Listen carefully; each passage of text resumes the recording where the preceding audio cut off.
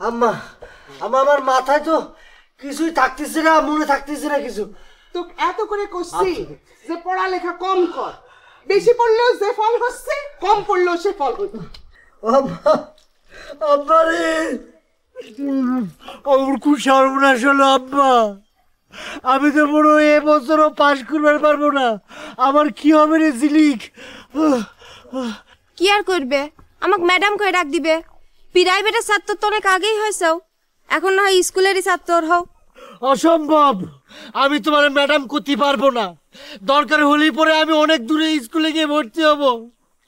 আব্বা রে, তোমাকে এত কষ্ট করবে কয়েছে কিডা? সকলেই তো চাচ্ছে তুমি পড়াশোনা ছেড়ে দাও।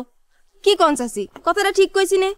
দেখিস আম্মা, এখন আমি বুঝবার পারিছি কি জন্য আমি পড়তে পড়তে অজ্ঞান হয়ে যাচ্ছি। এই জিলিকা আমারে বরদোয়া দিয়েছে, ওরা আমার চোখের সামনে থেকে জাতি কও। চাচি, আপনার ছোট গাদা কোন?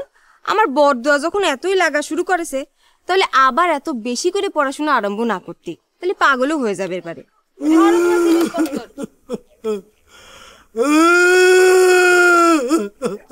চুপ কর। আমার নতুন বই কিনতে হবে। আমার এই বই আর পড়বো না।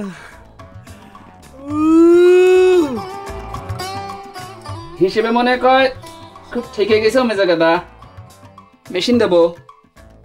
হিসাব যেখানে এসে ঠেকেছে, মেশিন দিয়ে সেই হিসাব মিলাম না।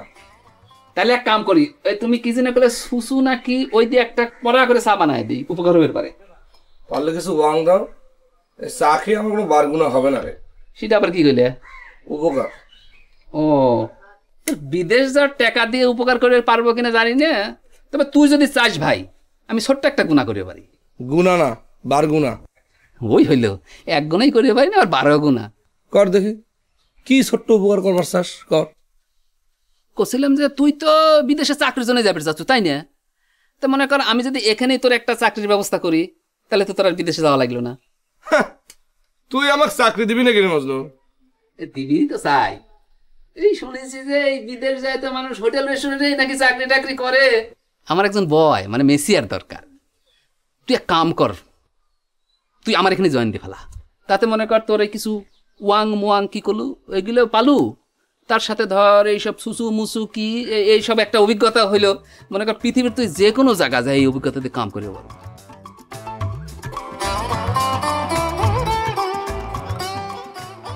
দিব নাকি মেজো গাদা? ব্যবস্থা করবো।